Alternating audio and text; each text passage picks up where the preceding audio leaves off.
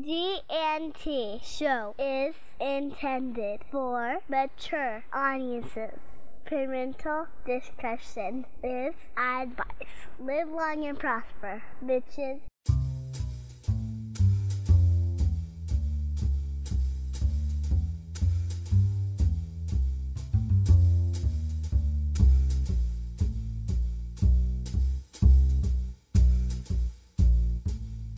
Warning: this show contains spoilers, bad language, and Nick.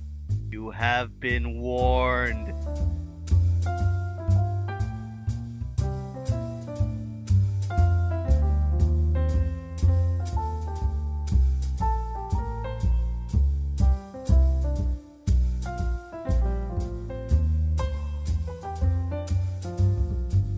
Welcome to the Book of the Celestial Temple Book Club. Here are your hosts, Terry Lynn, Nick, Mike, and Steve.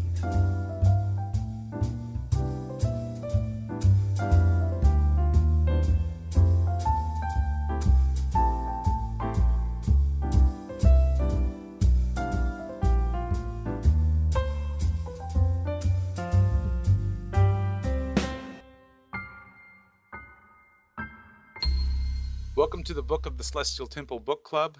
This month we will be discussing From History's Shadow by Dayton Ward. Joining me tonight is Agent Terry Scully, Agent Steve Mulder, and playing the role of the cigarette-smoking man is Dayton Ward. Oh, and I'm Mike. I'm the Klingon lone gunman. Hello, everybody. How's everyone doing tonight? Good. How are you? I'm doing well. As you can tell, I'm in a silly mood. Welcome, Dayton. How are you? Trying to come up with a retort for the Klingon. The Klingon lone gunman. I just decided to have another drink instead. I'm really glad that you were able to join us to talk about From History's Shadow. Boy, it's actually been quite a while since the book came out. When did History's Shadow first get published? Out for What was late that? July. It came out late July. Okay. I was going to say it's been a few months. Yeah. But over a year. Late July last year. So. Yeah. Okay. Thank you. Yeah, because we had it at our booth in Vegas. That's right, because he signed it for me. And now I look at it and I go, oh, that's right. He signed it for me. Signed it That for must me have a year been last ago. year. Maybe I should read it. Oh, shush. I actually gobbled this one down pretty darn fast. And I was good because I actually bought a second copy that I could crease the binding. Right on. Oh, yay. Steve, have at it, my dear. You usually start these off pretty well. Okay, now, in the book, you actually say that you'd actually gone about asking to do this book. What made you come up with the idea? Well, His favorite question. Yeah, really. Where do you get your ideas? Where do you get your ideas? All right. So where did I get the idea? Like I said, I came up with the original version of this idea about a decade or so ago, back when Pocket was doing 2 mass markets a month. And they were keen to just about any sort of crazy idea that might put a book in one of those 2 slots every month. I had recently watched the Little Green Men episode of Deep Space Nine, which is when the Ferengi and Odo go back to Roswell in 1947, and they're the aliens who land at Roswell. And I think later, a couple of days later, I watched Men in Black, and for some reason, the 2 ideas began to merge, and I started thinking about, what would happen after the Ferengi left and leaving the people on Earth, and wondering about the Ferengi invasion that may or may not be coming. And I just started jotting down notes, and then I came back to it periodically. And then over the course of, 6 or 7 months, I put together an outline. And originally it was a DS9 story. It was going to basically be a follow-up to the episode where a stowaway alien is on Quark's ship and comes back with him to the station. Oh. And then interesting.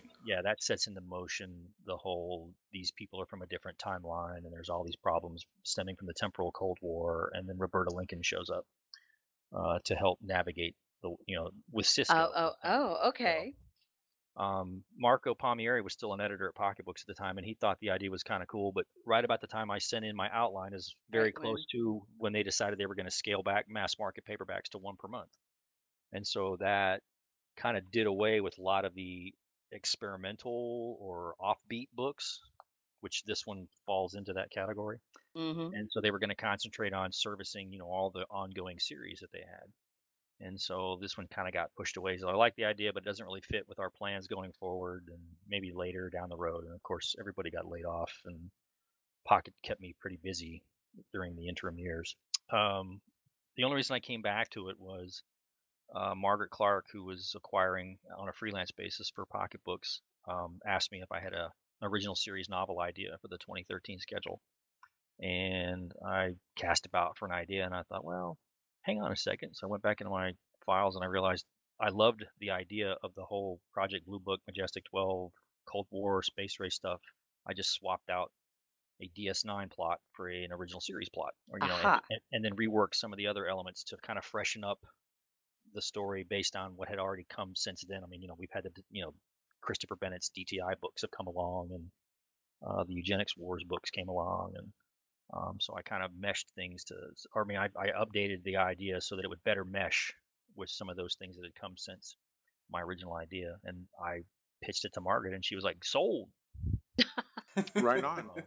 So I started Thank you, writing. Margaret. Thank you, Margaret. Margaret takes good care of me. Yeah. Things for me, I hadn't. Oh, sorry, go on. No, go ahead. Yeah, for me, because I haven't watched all of the original series, I started reading it and thinking, who are these characters? I thought, okay, so I went back to the historian's note. It's like, okay, I'm downloading that episode. So sort of watched, what was it, Assignment Earth?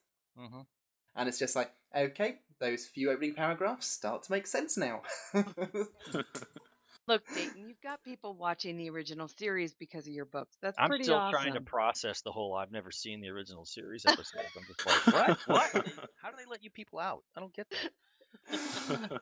Well, they only let me out when it's very late at night, which is Okay. why I'm up now when it's 2:15 in the morning. So they don't let me out during the day. That's For our good reason. Yeah, exactly. we keep him chained up. Now, I have to ask, because the amount of research that went into this book must have taken you forever. Tell me, what was your favorite source? What did you just kind of get roped up into some of this UFO, kind of mythology, and you must have just been surfing the internet for days. Well, I mean, I've always been aware of the UFO conspiracy, and everybody knows about Roswell, and everybody knows a lot of people. Most people are at least aware that the Air Force had an actual program to investigate, supposed UFO sightings, called Project Blue Book back in the '60s. Right. And there've been, numerous books written, and if you watch the History Channel or any of those other cable channels, there's always something on about one of these things. And so I've always been aware of it, and I've always been I'm not a conspiracy theorist, but I enjoy reading about them, particularly when people who posit them are completely off their nut. So the more colorful the people who put forth these conspiracy theories, the more I'm entertained. And so, I mean, and my wife is also, I've got my own nerdity when it comes to stuff like that. Like I'm a Bigfoot nerd, so I'll read about Bigfoot or watch about that kind of stuff. And my wife is into paranormal, unexplained stuff. So we've had books like that before. When I started thinking about the idea of meshing these two ideas, I did find some books that used bookstores, and I searched eBay for a couple of older books, particularly books that had been written back in the 50s and the 60s. So, at the height of this were some of these crazy conspiracy theory books. So basically, these people are like the Glenn Becks and the Bill O'Reillys and Michael Savages back then. They just didn't have the internet, and whatnot to talk about. But they were just as crazy as people are today. And so I still have half a dozen of those books. I kept them. One was called, The Case for the UFO by a guy named Jessup, who was a prominent UFO conspiracy theorist back in the 50s and the 60s. And I have another one about Project Blue Book and another one about the Roswell landing. And then in fact, in preparation for writing a follow-up book, I went and got a new book about Majestic 12 that was recently published. Interesting. So yeah, I was just like, I can't believe I'm buying this crap. But well, because if you're really a conspiracy theorist and you think the government is tracking your purchases and they're monitoring what you bought off Amazon and they can see that you bought a conspiracy theory book, so they're going to watch you now. So if you're really wrapped up into all that, so it's pretty funny. I mean, it was interesting to read because you know, it's Just just like because I'm every paranoid doesn't mean they're not really out to right. get me. I mean, the books posit just enough information, and then they do the connect the dots bit where they don't really prove anything, but they leave you thinking. It's just like the crap you read about today on websites. Mm. They do the Mhm. same thing. They give you just one little nugget of half truth, and then they connect a bunch of dots, and they leave you hanging. So, it was Well, pretty fun. it's been a blast. I love the new characters that you've created for the what do we call them? The Oh, the our, the our the FBI agent kind of people. the Majestic 12, The the Blue Book Majestic 12. people. Thank you. Thank you. Yeah, I love them. Um, They're great. well, I mean, Um, there's supposedly it's never been officially acknowledged, but there is allegedly a group that was called Majestic 12, and they were basically 12 people appointed by President Truman back in the day to be to basically examine any proof or any alleged proof of contact with aliens and to prepare a defense for it. And a lot of people think that this is a foundation of what becomes a shadow government that has reigned behind the curtain ever since. I mean, it's deep. If you get into this stuff deep, you'll see how far, just how far they've spun this thing. How deep the rabbit How hole deep does the goes. rabbit hole really go? wow. Yeah. Wow. All right. Who's your favorite character in the book? Me? Yeah. I mean, Wainwright obviously is my central character. I mean, Yeah. I tried to do more with him than the episode did. The episode kind of paints him as sort of a stereotypical Yeah. paranoid military officer, and I tried to give him some humanity over the course of the many years that he's involved with this project. Yeah, he definitely came across a lot different than the way he was portrayed in the episode. I definitely appreciated that. Well, I just like I mean, because it's a 20-year gap, 20 plus years that he's involved, and he starts off kind of ramrod, by the book military, and as his eyes open and he's Yeah, as he's exposed to the seen some truth, shit. he's like, I've seen some shit, people. He starts, hopefully, and his relationship, his marriage deteriorates and dissolves, and he comes closer with his partner and all that sort of thing, and he actually engages with real live aliens. Hopefully that there's some character growth there. Just a tad.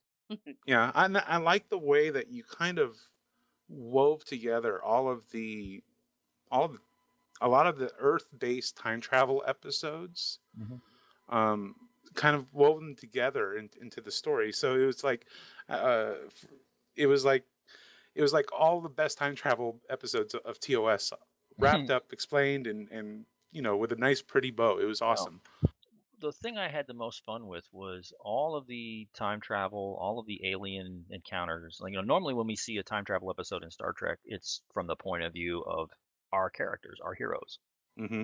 And so I wanted everything to be from the perspective of Wainwright and the other people that are on Earth in the 20th century who are only seeing this from just only from their point of view. They don't get anything more than whatever they discover as they dig and investigate. So that their paranoia, you can see where their paranoia comes from and where their concerns come from. Whereas if it was told from the point of view of Kirk or somebody, then Right? you get they know what's going to happen or what's supposed to happen, as long as they do what they're supposed to do. Whereas the guy, Wainwright, he has no friggin' clue. Yeah. It's great. It really is great. And I love the way that you were able to bring in the seamless. It was so strange to me to hear you say that this was a DS9 book, because I never would have, at first, and then how you were able to kind of, I would have to say effortlessly, it appears that way, that you were able to make it Kirk centric or TOS centric. And it's just so much fun because, again, I'm not the biggest TOS fan. And for me to kind of go back going, which character was this again? Oh, yeah. I kind of had to do the same thing that Steve did, was go back, watch the episode and go, okay, I know who she is again. I kind of forgot. Because to be honest, I've seen it, but I've only seen most of them once. So Roberta Lincoln was badass. yeah. Thank you. And Well, a unique way to bring her back in too. I just thought it was great. Yeah. If I had my way, I would have not even had a framing story set in one of the Trek eras. I would have just had the whole thing start in 1947 and go forward, and Okay. only bring Wow. in the people that I needed as needed from the perspective of the people in the 20th century. I would have. So you wouldn't have jumped back and forth I wouldn't in have done time the in the book. jumping back and forth if I had it. If I had it to do over again, and if I had my vote, I mean, if I had any control, but I didn't. I mean, still has to be a Star Trek book, and it still has to have recognizable elements to it. That's kind of the tightrope you walk with media tie-ins. They let us get away with a lot, and they let us experiment. But at the end of the day, it's still got to be something that a casual reader can pick up off the shelf, hopefully, and not have to be. And be able to recognize it as Star Trek. It has to be recognizable to some degree as Star Trek to the casual reader, because every book is potentially someone's first Star Trek novel. So you have to. I basically write every one of these like my mother was going to read it. She doesn't read them at all. So. But if she wanted to, she could. I hope that she could dive in and eventually figure out what get the information she needs out of the story, not have to go watch episodes. Well, for me, it really was just a matter of reminding myself who the characters were. My husband, on the other hand, Alan, he knows them all by heart and has seen them a bazillion times. So where I'm that person for TNG, he's that person for TOS. So we rely on each other a lot. Now, on the topic of Alan, actually. Uh-oh. Oh, yes, that's right. I had noticed some very peculiar character names, such as Alan Shaw, James Cushman, and the strangest one of all, Nick Manessi. Well, what was funny was I wrote a book a couple of years ago, another TOS book called That Which Divides, where Nick, or someone is named, a security guard named after Nick dies. Right. But that's the one that I've heard about. Right. I was reading this book and then it's Nick, and every time I saw him, he's gonna die. But and it's just like, he hasn't. Why? Timeline wise, this one is set before that one, so I was able to reuse him. Because That Which Divides is set like somewhere during the 4th year, which would be after the TV show, and then this one is set, basically at the end of the 2nd season, right after the episode. So it really is the same character. He's just it is not the same dead character. yet. It's just set at an earlier point in the timeline, so he lives again. So. Wow. But yeah, so we know his end game if we read the book. Yeah, he's gonna die eventually, but but it's just the way that you sort of played with the thing that he was going to die, like the time where sort of even Kirk thought he was dead with the firing at the hangar. It's just he's finally dead. It's like, how can he still be alive? I kind of did it as sort of a thing for Nick, because Nick got killed off rather unceremoniously in the other book.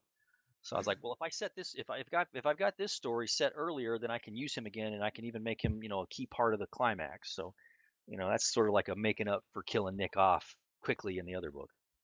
That's awesome. Right on. That's awesome. Well, it was a blast. I remember, I think when Cushman found out that his name was in the book, I think he cried, which was awesome. He was with us at Vegas, wasn't he? That's right. And he found out that's when we found out, because I had already picked up the book and had started to read it in Las Vegas, and that's why I was like, what do you know? Well, what do you know? What's about that? Yeah. So the news is that another one is coming. You're getting a sequel to History Shadow?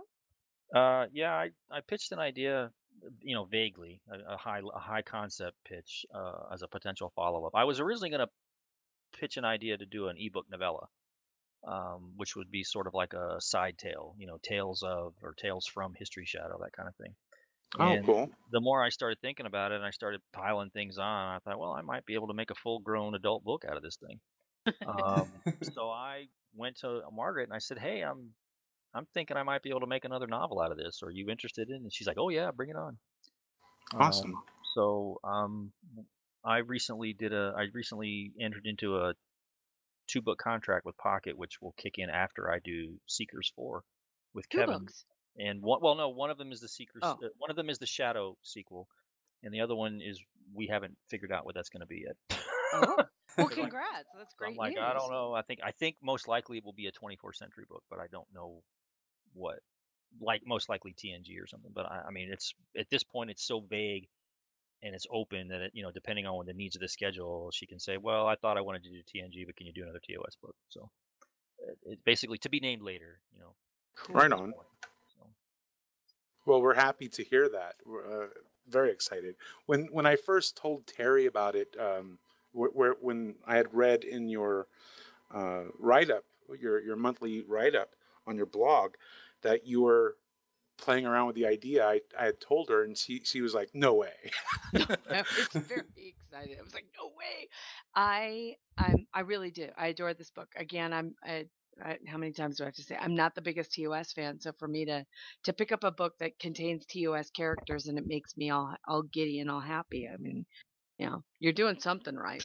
no, thank you. And No, like I said, it started off as an ebook novella idea, because the way she's approaching the novellas, the ebooks, the little standalones are, they're kind of like stories between the bigger stories, right. and so they're not something you have. If you're following the novel line, they're kind of like bonus content, more or less, or extra Yes. stories. So that's the kind of angle we're going for. So I thought, well, I could come up with a standalone tale with Mestral or Wainwright or some of the other characters that are left over at the end of that book, or maybe some of the other agents that are with Gary Seven. And then so I started a file on it, and then I would add notes to it, and I realized, well, if I do this and I do that, and I bring that character in and bring that person back, I could make a full-grown story out of this. So she was keen to the idea. So did you That's awesome. end up with like the TV on your desk with the DVDs of all of the different, because it's not just the TOS time travel episodes that you're dealing with. Of course, you're dealing with Little Green Men and other episodes as well. Did you just sit down and watch them once and then take notes, or how did you go about, or did you bop back and forth? I rewatched Little Green Men a couple times, obviously, to try to get a sense of the characters, Wainwright and Professor Carlson and a couple of other people.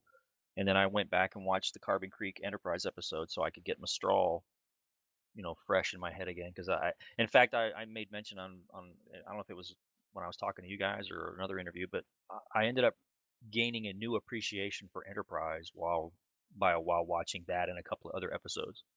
I was like, hey, this wasn't as bad as I remember. Right on. I love Enterprise. Well, I mean, I don't hate any of the shows, but I know. I like them all to varying degrees. But I was like, hey, this was a good one. Well, I don't remember this one, or I remember liking this one. And then I would Yeah. watch a couple more and I go, well, I remember that. So I've come around to appreciating more about Enterprise than I used to. I like it now more than during its original run. I'm sure. It grows on you. It grows on you. Yeah, it's not bad. I mean, so it was fun to do that. And as far as the real world stuff, I had a spreadsheet with dates for things that happened in real history, like the Gemini mission and the rocket launches that I refer to, and a couple of other things that take place. And then I had the Star Trek dates, so I merged all that and then tried to figure out where the dots. I mean, could it's be got to connected. be like an Excel spreadsheet, right? Well, Margaret was joking. She says, "I can picture your office. It's like a beautiful mind, while the crap." I was going to say, you have post-it notes everywhere, And I right? said, "You're really not that far off, because I have two whiteboards on the wall in my office where I write, and they're just covered. They were covered with notes, and on top of the notes that I wrote on the whiteboard, I'd stick post-its on top of things and move Right. post-its around and all that. So yeah, it was getting kind of crazy. Were there string connecting them? No, but I was like, drawing things and moving things around and reshuffling the order. I don't know if you ever watched a show called Studio 60 when it was on. And Oh gosh, boy, they had a board, where they had a bulletin board where they tacked different colored index cards to figure out the order of the show. The different sketches and breaks and commercials and all. And that's what my one whiteboard looked like, because I was just moving things around to try to have some things make sense. Right on. Yeah, that's actually kind of cool to hear, and and how different people handle that kind of a process, especially when you're dealing with what was pretty complicated as far as trying to figure out where and when everything occurred. So, well, temper mechanics makes my head hurt. Yeah, well, I mean, the stuff like trying to fit in the fact that during the real Gemini and early Apollo missions, we were sneaking our little weapons platforms into the first and second stages of those rockets, and that's how those platforms got into orbit. That the rocket that Gary 7 was going to sabotage an earlier version of that was tested using one of the Gemini rockets, is what I put forward. And so I'm like, well, okay, I gotta have the dates right, and I gotta make sure that what day of the week, and who was the capsule communicator talking to the astronauts during that mission. Did I have the right guy? Did he smoke? Of course, everybody smoked, and it was good for you back then. And it was good for you back then. Yeah, so it was a lot of fun. That's Right that's on. really freaking cool. It really is. And I think about that and I think, God, yeah. Because if there is anybody, and it's funny because you're dealing with multiple fandoms now. It's not just the Yeah, Star Trek fans. You're dealing with NASA and UFO and geeks the as well. UFO And people, and I've oh, seen, a couple of people took me to task for the UFO stuff. And I says, well, it's the Star Trek version of these events. I mean, it's like, we don't think. I mean, you guys who watch the X-Files don't think Ferengi landed at Roswell, do you? So it's like, so obviously there's some bending of the rules here a little bit. But I mean, one guy wrote an Amazon review saying he was upset that the aliens didn't probe Chekhov in the ass or something. I'm like, okay. Gosh. I'm like, whatever, dude. So wow. Okay then. It's like one of my favorite things from the movie Paul. It's like, what is it with you people? yeah, exactly. What is your obsession with this? What is your obsession with anal probing? So funny. It needs a hobby. I guess. Now, Steve, I was location-wise, gonna say, I know you questions. I'm sorry, I'm stepping on you. it's all right. Location-wise, you based some of the story in Dayton, Ohio. Now, did you pick that place because of your name, or is it because that's where something is? Or happened.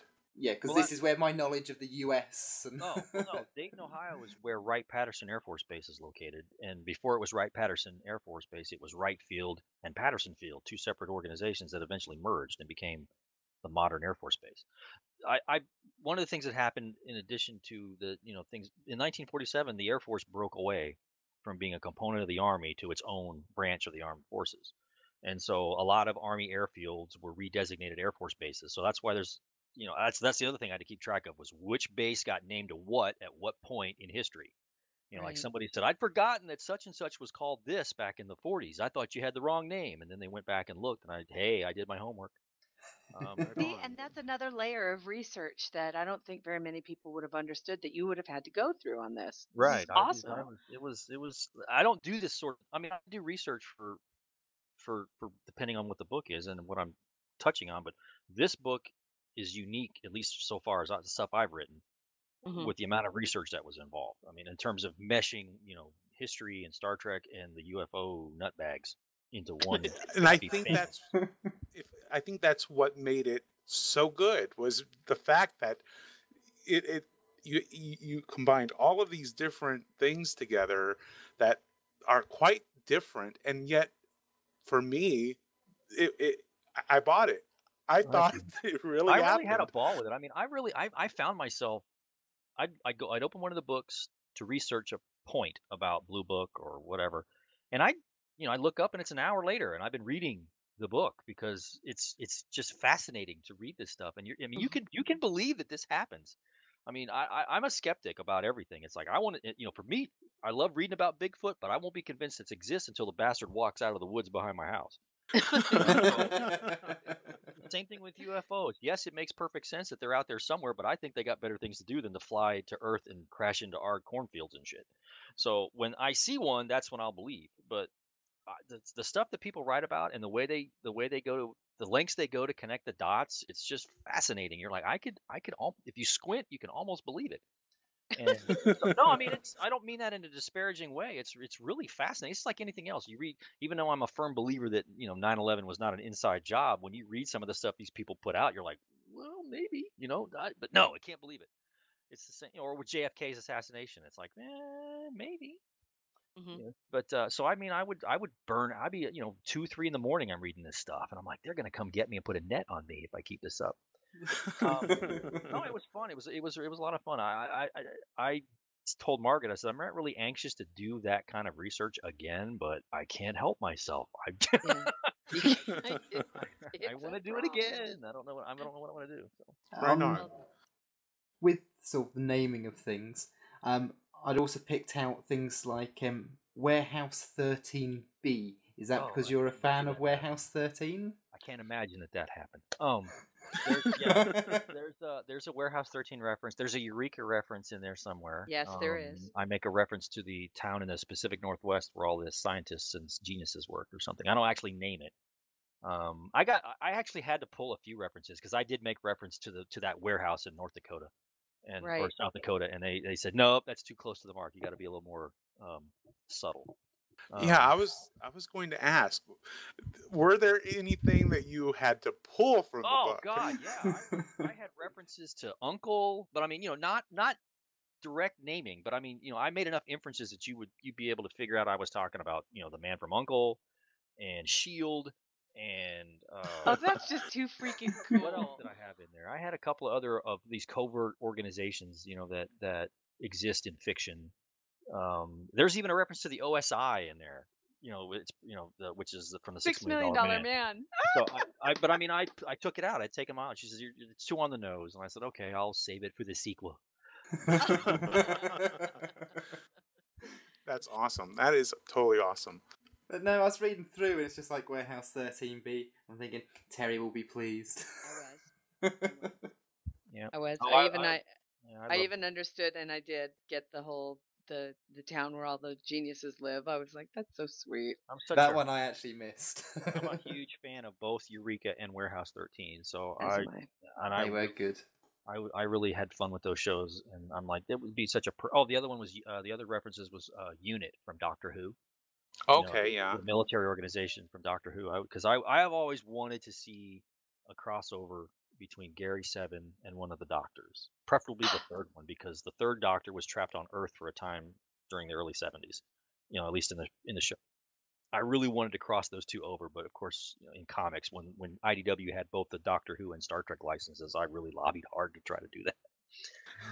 I was gonna say, but they have a Doctor Who. Oh, it's TNG. They had a next gen with the more current Doctor. I wanted to go older school. Doctor. Old school. Old school. So. Yeah, that would have been fun.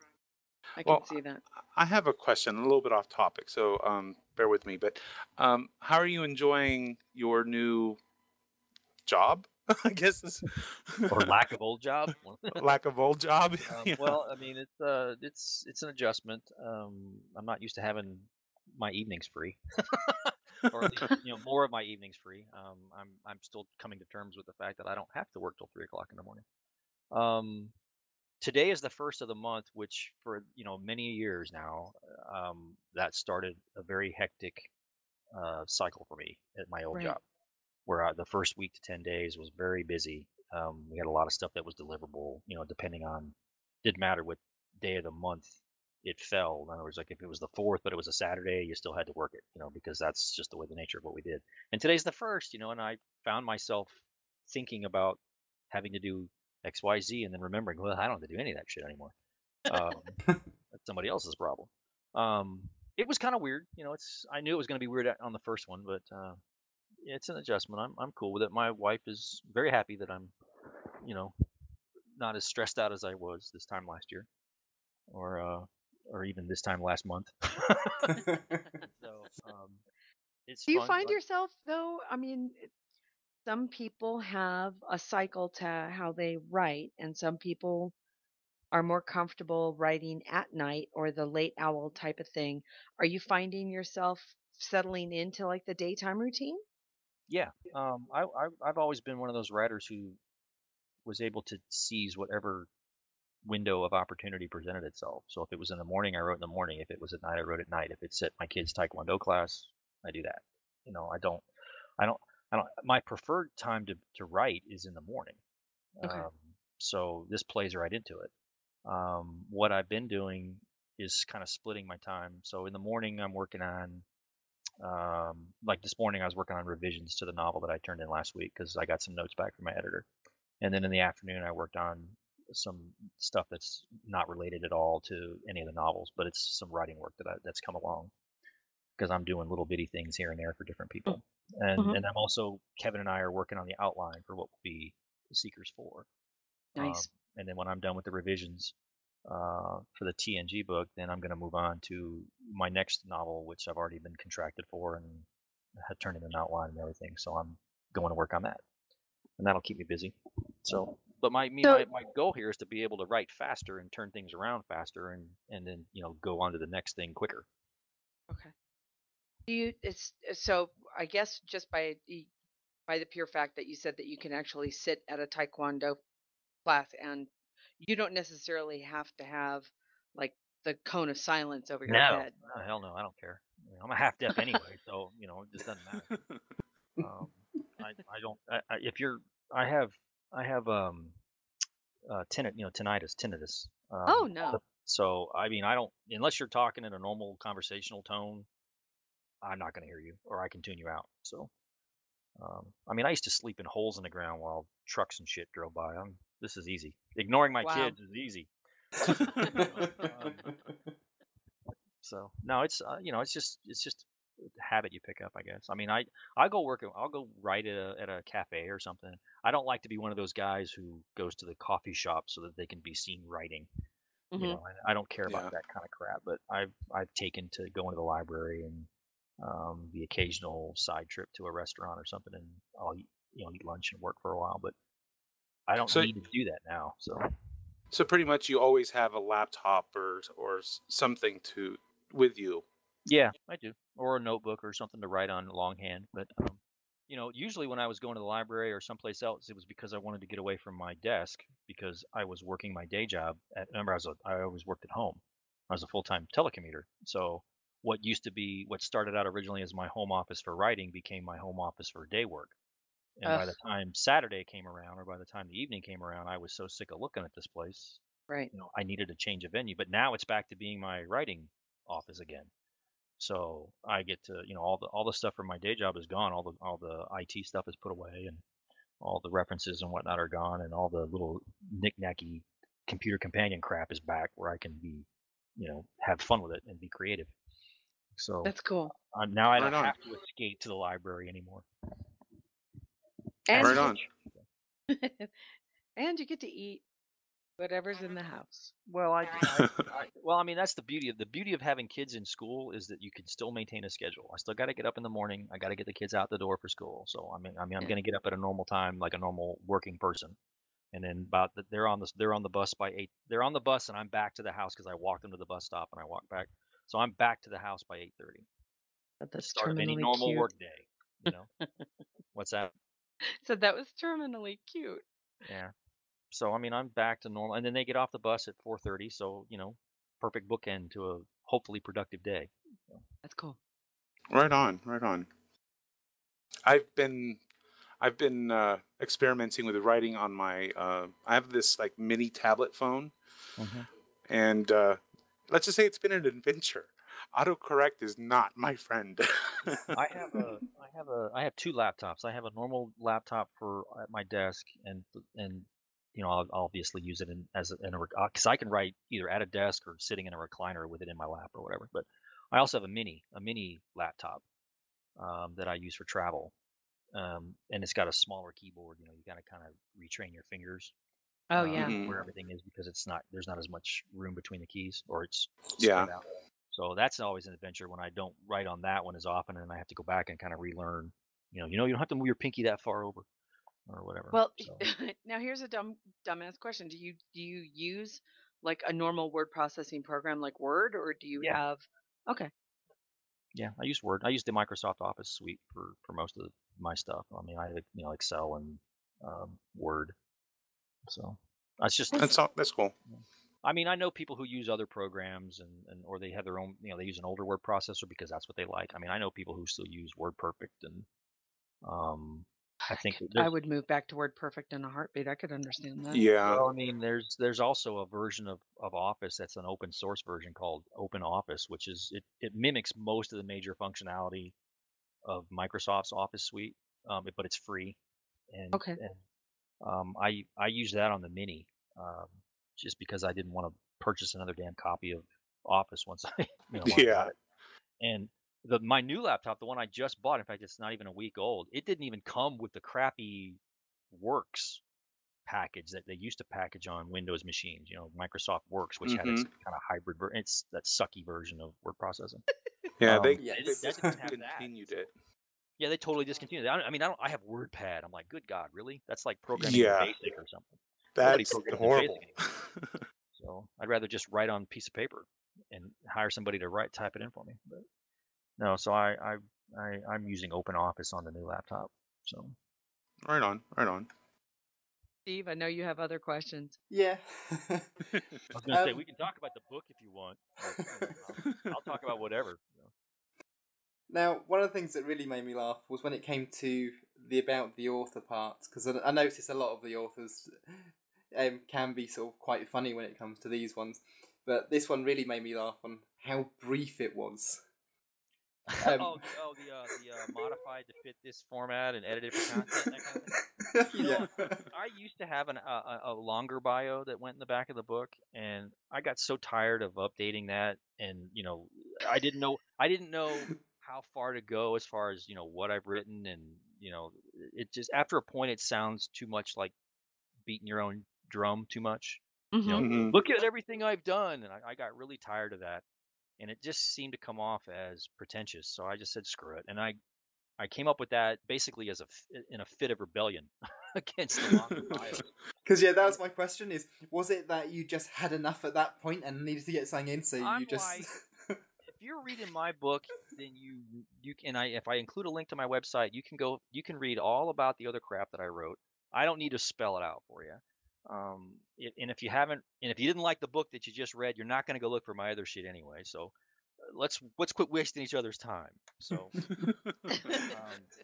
hopefully you get a laugh out of it. That's go for the cheap chuckle. That's me. But In the next book, you have to put redacted somewhere in the middle of your bio. well, I mean, I had like 2 or 3 of them that I thought I might use in rotation. Like I have the modified for content thing, because that's basically just a riff on the thing you see on TV. Yeah.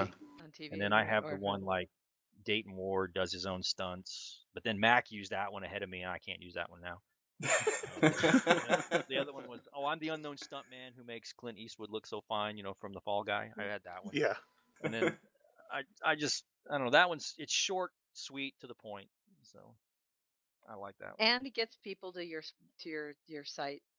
Yeah, as well. I figured, if you're entertained by the book and you got a chuckle out of my bio, you might go to my website and check out the other stuff. Awesome. Right on. Now, there's also some other sort of little jokey bits in the book, like you sort of make fun of one of the red shirts, saying how rare it was to see somebody sort of so old with grey hair. With those sorts of with those sort of points in the book, do you add those in afterwards, or is it just something that comes to you as you're writing? How do you go about entering those sort of? I think a lot of those just come as I'm writing the scene. You're talking about Commander Giotto, right? Yeah. Well, I mean, he's from the original show. You see him in a few episodes. Most notably the Devil in the Dark, and he has gray hair in that episode, which to me, he's it's kind of a rarity for a security guy to live that long. He's good. He's good, yeah, exactly. So I've always been kind of he's just one of those background characters that sticks with you, kind of like Mr. Leslie, who's in just about every original series episode. You see him as a background player, but you see him in different roles. He wears different colored shirts depending on the episode. Mm-hmm. But there's a website devoted to all his appearances. I mean, he goes all the way back to the pilot. With the pilot with Shatner, and not Jeffrey Hunter's pilot, but he's in Where No Man Has Gone Before, and I think he's in like 50 or 60 episodes throughout the run of the show. And you'll see him in different roles, and he plays Enterprise people, and he's also played people on the planet. It's really funny. So, right on. I had a question. I can't think what it was now. Oh no! Mine's just gone completely blank. I am still sitting here. I'm laughing because I'm going through and looking at some of the locations, going, "Yeah, I've been there," and "Oh yeah, I've been there." And Yountville. Not very many people know Yountville, and so. Did you have a map as well? Just tell me you had a map out. I did, and for a couple places I did, particularly Yountville, which is where the retirement home is, right? Right. So I mean, places like that. I mean, some of it was dictated by the episodes where I pulled the information, and then other things were just a natural progression of the Blue Book majestic thing. I mean, Wright-Patterson seemed like the logical place to put this because according to the theories, that's where all the aliens are. Oh, okay. And all the stuff. Don't anybody. We'll keep that just between us. But nobody else hear that. But No, nobody else ever. No. But it was fun to kind of bounce around a little bit. But I had to be careful because travel was different back then. Even in the way you got from place to place wasn't quite so quick. Or direct. Not everybody, Right. not the airports that we take for granted. Not all of them were there. 30, 40 years ago. So. No. And military travel in particular was a pain in the ass. It was its own special flavor of pain in the ass. hell. It was its own, I mean, just as catching my a father flight, would have said, it was its own special flavor of hell. Right, exactly. I Catching mean, a Mac flight from point right. to point. Route 66 really was the most direct way to get from Chicago to LA. Exactly right. And also too is we didn't have the Didn't have the prevalence interstate of system, commercial No. airlines at all. Nope. Not to that degree. I mean, it was a different approach. I mean, the military. Luckily, thankfully, I got a military guy, so they can have military transports. But Right. it's if you've ever traveled on military flights, it's a completely different reality than flying commercial. It's a cargo plane. Yeah, it's whatever, It's whatever you can catch, yes. And just because you want to go to Pennsylvania from Delaware doesn't mean you're not going to go to New Mexico first because that's just where the plane's going. And hope you brought something to read, prick, because you're going to be a while. I remember my father complaining heavily once about how long it took him because he had been transferred to Lakenheath, which was in England. And he started in the Air Force in 1950. He really would have appreciated this book. I can tell you right now, he would have totally appreciated this book. Well, I mean, I once took vacation when I was stationed on Okinawa back in the 80s, and I came back for my sister's wedding. So I caught what they call it's called a space available flight, which is you're basically getting whatever seats are available on whatever plane is heading in the direction you hope to go. And depending on the plane and what cargo they're taking, you can have as many as 50 seats or you can have 5 seats, depending on just the Or configuration. have a chicken in your lap. Or nothing. I mean, or you could be sitting on a cargo net against the whole bulkhead while there's coffins between you and the guys on the other side of the plane because that's what's heading west. My. And I flew from Okinawa to Hickam Air Force Base in Hawaii to Travis Air Force Base near San Francisco. And that was basically a two-hopper. We basically changed planes in Hawaii and flew to Travis. Not a problem. I flew from Okinawa to San Francisco for $10, and it cost me $300 for a ticket from San Francisco to Tampa. And then coming back, I went out of Travis. I got to Hawaii. I got kicked off the flight, had to wait overnight in the hopes of getting a flight the next day. Got on a flight, got to Guam, got kicked off again. So it took me 2 days to get from Okinawa back to the world, it took me 5 days to get from the world back to Okinawa. I actually had to call my commanding officer and ask for a leave extension. Oh, no. Because I was going to be Wow. I'm like, I'm just trying to fly home, and I'm in the same uniform for the entire 5 days. So. Oh boy. Okay, so that one's a little bit longer than my dad had to deal with. I think he only got stuck in Iceland or something. And then I come back and can't take a shower because Okinawa's military bases are on water rationing. Oh. What do you mean I can't take a shower? I've been in the same clothes for 5 days. And it's summer. Oh. And there's no such thing as air conditioning on those things. I'm just saying. There's air conditioning if you open the window.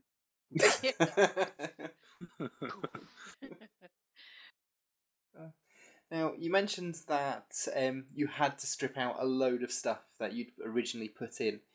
Is there anything that was taken out that you really wish stayed in? I think I excised a couple of scenes that dealt with them investigating another sighting. There was one scene in particular where they dealt with another. I was trying to paint the picture that they're not just dealing with the Ferengi or whatever they think of the Ferengi are. They are, they're investigating other cases that get thrown their way. So to show that the potential threat in quotes is bigger. Is much larger than just bigger than what they originally. Exactly. Yeah. There are multiple aliens or multiple sightings or multiple contacts. So I ended up pulling a couple of those scenes because it really wasn't relevant to the core plot, and I could convey a lot of that through dialogue or whatever that I needed, and not waste a whole chapter on a scene that ultimately didn't pay off at the end of the book. I mean, all it did was basically try to show that these guys were really busy. I'm like, well, I can do that better. So I kept some of that. Maybe some of it'll show up in a future book. I don't. It just depends on how far ahead of how far in the future from the first book I set events for the second book, because I'm not going to pick up right where I left off. I'm thinking about a time jump. It's closer Right on. Closer to the modern day. So Interesting. Anything that you end up cutting out, do you file it away for use later on potentially, or do you just mentally, file it away? Or what I have is for this book, I have the original manuscript, which came in at about 30,000 words longer than what you ended up reading. Wow. So I and when I made those changes, I basically did a track changes in Word. You know what that means, where it shows where you're deleting and modifying text. And so I kept all those changes highlighted so that I can go back and look at them. And I had notes in another document that will let me go back and find the pieces that I pulled out. And if it was an entire scene that I thought could be repurposed for something, I copied it to a separate file for potential use later. Right on. So I can find it. Yeah, I mean, I don't really save early drafts of stuff. I don't save, first versions. I mean, I'm typically happy with what ends up getting published. So people ask me all the time, well, do you have your notes or whatever? No, I don't really keep a lot of that stuff, because it's not like I'm ever going to go back and revise the book for a future edition. It's not mine to do that with.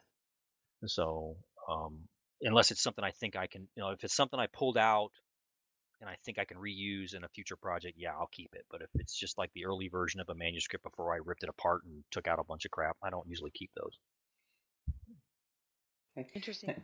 Now, you said that you're hoping to do something more sort of near our own time. So do you think you'll be including more from, say, the episode of Voyager, Future's End? Maybe. Nice try, Steve. Nice try. Actually, well, I mean, I do give you a little tease about Future's End in the very last scene of the book.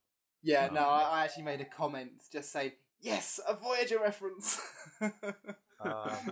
I don't know how far. I mean, we're by the time I get to write it, it'll be 2015. Not published probably till 2016. So I'm like, okay, we're not that far away from sanctuary districts. We're not that far away from things like that. So how to what extent will that sort of thing play into what I want to do? Interesting. And I haven't figured that out yet.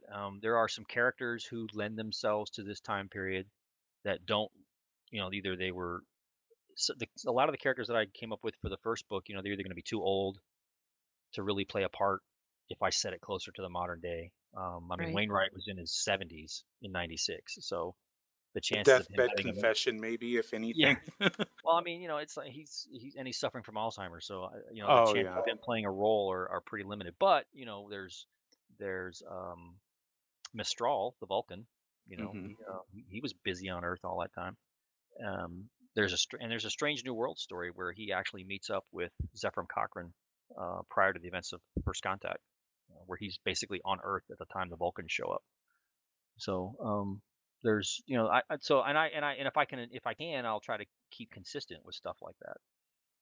I try to do that. That's why Mistral goes back to Earth at the end of the first book, is because I didn't want to run roughshod over that guy's story if I didn't have to.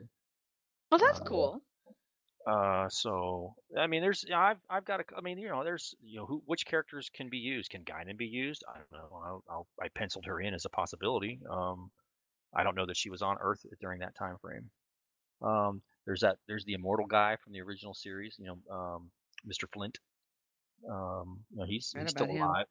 Don't know what he's doing at this point in history. But Gary, he showed up in the Eugenics Wars books, so we knew he was on Earth at least during that time frame. So whether I get a chance to use him, and there's Roberta Lincoln and whoever her successors are, because I've already talked to Greg about using the Gary 7 Roberta Lincoln elements again if I could, and he's like, yeah, sure, go for it, dude. Nice. So, right on.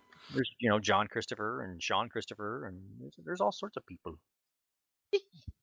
All sorts of toys to play with.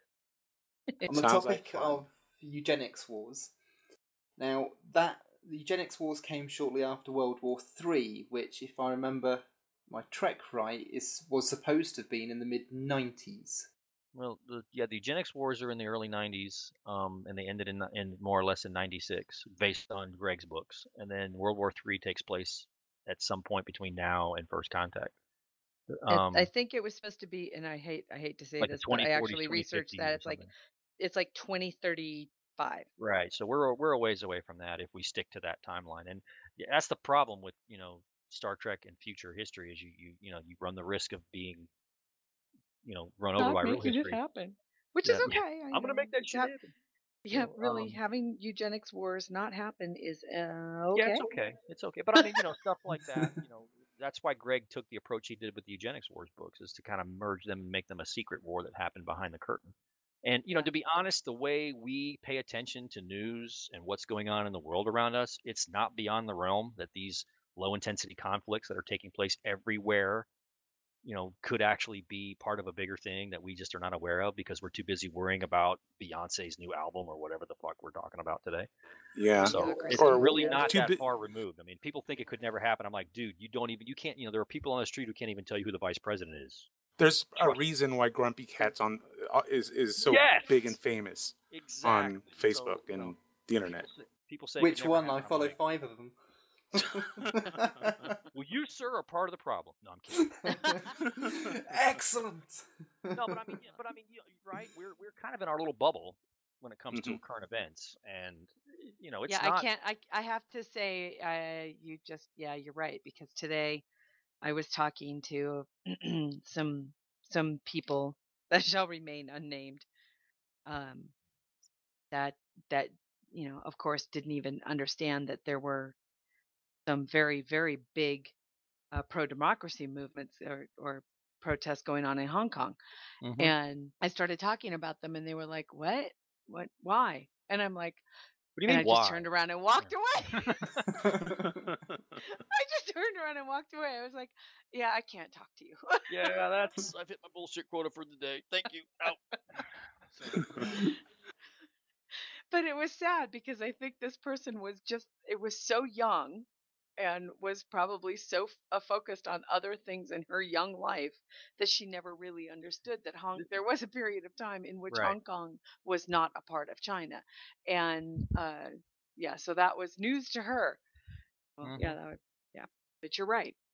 Very easily I could see where people would not pick up on what would be subtle. Well, yeah, I was going to say, unless the guy gets on YouTube with a video and says, "Hi, I'm, the genetically engineered Superman who's here to fuck your day up." Right. But obviously they wouldn't be doing that. They'd be staying in the shadows, and they'd be manipulating events, and they'd be using these other Exactly. resources. What they would be puppeting. Being They puppet. would be posting new Grumpy Cat videos on the whatever, internet. dude, or Beyonce on iTunes or whatever. But so yeah, I mean, it's not beyond the realm. I mean, I don't know that we'd be able to get away with it now, but I mean, 20 years ago, before there was an internet and everybody had an access to the internet in their pocket, you could probably get away with some of that stuff. So that's I just squint, it looks right. Yep, I like it. Right on. Steve? Well, that's all the questions I've got. He's got okay. Good. I was gonna say Right I don't on. want to. He had a list coming in, which was great. I was like, yay! Did he get to all of them? Yeah, he did actually. And we threw in a few curveballs and the squirrels along the way. So a couple of squirrels along the way. In Very GNT hefty, pure fashion. yeah, I was gonna say a very hefty rodent was thrown in there, I'm sure. So, well, thank you, Dayton. It was Yes, thank as you. always a pleasure to talk to you. And I was just so thrilled from History Shadow, just because it was such a refreshing break from the typical Star Trek books. I really like the fact that, yes, it was a Star Trek book. There's no doubt this is an original series book, but it was such a refreshing break. And I also enjoyed kind of having another, not unlike why I like Vanguard so much. It was another influx of new characters that I really got to enjoy. So thank you very much. And I'm looking forward to the sequel. Thank you. I mean, it was a lot of fun. I mean, I'm surprised that I'm obviously thankful, but I'm surprised that Margaret went for it, because it is obviously not your typical Star Trek novel. and given the what they have to work with as far as balancing all the different series and trying to keep all the different plot threads running, for this thing to come along and just totally screw up everything. It was I'm thankful that they let me play. Well, I As I are would we. I could totally see this as being one of those perfect kind of spin-off television shows right about now. I've Be always awesome. been one of those guys who thought that the Assignment Earth concept was a better idea than the episode we got. I mean, I'm kind of I have a soft spot for that episode, always have. I Mhm. know, but I mean, I can objectively tell you that it's a subpar episode. It's a bad pilot, and it's not a very good Star Trek episode. But the concepts it introduces are fascinating, and it's not. It's definitely Roddenberry. I mean, that's basically one of his wheelhouses. Mhm. Is this idea that there's somebody behind the scenes helping guide us through until we grow up. And I am surprised that property, because they wrote it originally as a whole completely standalone idea. It was not connected to Star Trek in its original Oh, okay. creation. No, I didn't know that. Okay, Only cool. after it didn't work on its own did they try to shoehorn it in as a backdoor pilot and then connect it to the Star Trek universe. I'm really Interesting. surprised that of all the stuff they've gone into, they've gone into his archives and they pulled out, Andromeda and Earth Final Yeah. Conflict and some of these other Final things. conflict. I'm surprised nobody tried to do something with this concept. And we even pitched an idea of doing ebook novellas where it was just Assignment Earth, or we were taught one thing that Kevin and I pitched was a short story collection called Assignment Earth, where each story would be like a James Blish adaptation of a mission, Right version, on. that sort of thing. But they didn't go for it because it was just, it was out there. Admittedly, it's, there's like 6 people on the planet who think that's a cool idea, and 4 of them are on this call. So, I mean, I get that. I mean, so. Well, along the same lines, I'm a little surprised that we haven't seen more of Aegis throughout the other series as well, because there is a lot of potential with that organization. I think it's one of those things that's best served in moderation. That's why I like Section 3.1. A little bit goes a long way. Mhm. I think you run the risk of tiring out the concept if you use it too many times. Like every time something evil happens, everybody immediately turns to Section 31 as the potential villain. And I'm like, no. If you do it every time, then it's just like the Borg. Borg Yeah. never confused, and now they're boring. I'm perfectly happy never to see another Borg story ever. But I don't want that to happen to something like the Aegis or even Section 31. I think they're best used in moderation. A little bit goes a long way. Let's not overdo it. I agree. And I am Okay, fine. very pleased. I am very pleased that you at least get to play with Aegis or excuse me, I can never pronounce it, but Aegis, being able to play with that organization every now and again, with at least through this series. So thank you.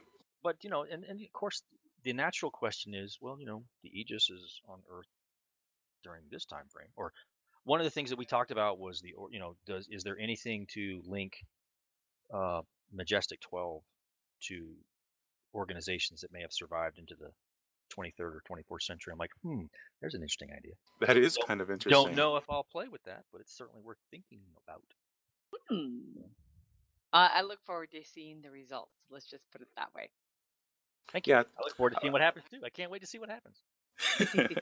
So Well, go ahead, Mike. I was just going to say, well, we'll be keeping an eye on your blogs and your projects that you as you announce them. So as always, we're huge fans. Thank you, Dayton. We appreciate the support, man. I do. Go ahead, Terry. Well, I was going to say I'll tie things up. I'll tie Dayton up, but All I'll right. talk to Misha about that later. Sugar mama, come to me. That's what I said. One day I'll win the lotto and I'll be like the rich lady benefactor. Thank you, Dayton, for joining us for this month's Books of the Celestial Temple. Okay, there, I said it. And the book you can club on the edge of forever. You can follow Dayton on Twitter at Dayton Ward. You can read his blog, which is The Fog of Ward on WordPress, and on Facebook. And I think you have a page on Facebook, or do you? I just have my typical. You're my just own personal typical thing. I don't have a page, page. okay. I just have my whatever you call it, my wall or whatever. And of course, you can always listen to or read if we have them posted, as well as Nick reads the Ask Dayton, uh, which we have him do when he can for the G&T show during our regular shows. So thank you again. And it was just a blast talking to you about From History Shadow. You do have a new TNG book coming up soon. I think you said you just handed in the manuscript for that? I just turned it in the manuscript. It's a next generation book called Armageddon's Arrow, and it will be published in May of 2015. Oh my God. And this is a post-fall. Book. It's the first Enterprise E story after the fall. Seekers book 2 is out now, so if you haven't picked up that series, do so. Very good. Buy lots of copies. Christmas is coming. There you go. Thanks again, Dayton, and have a great one. And thanks for listening, everyone, and we'll catch you at the next book club. Bye. Kapla and Jalantru.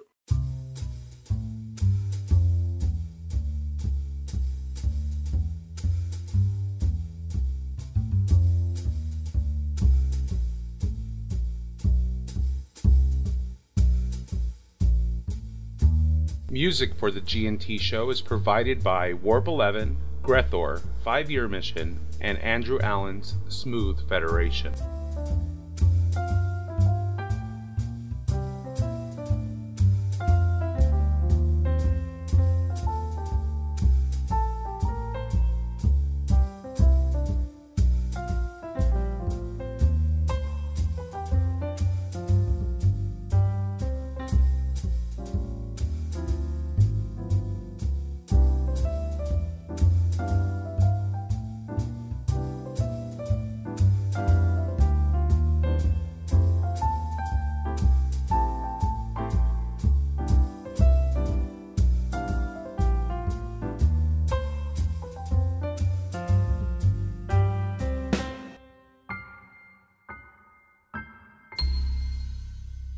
G&T show is a Busy Little Beaver production. Take it from the top. We're doing it live. Oh, am I still here?